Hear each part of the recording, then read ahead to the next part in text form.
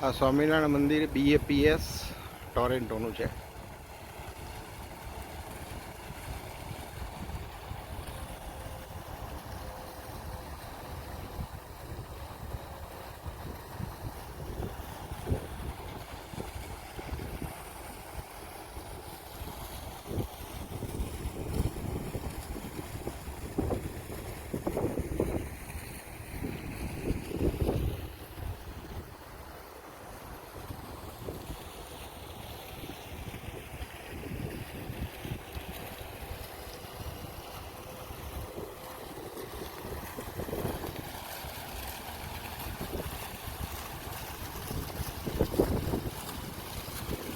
સવા 11 વાગ્યા છે સવારના.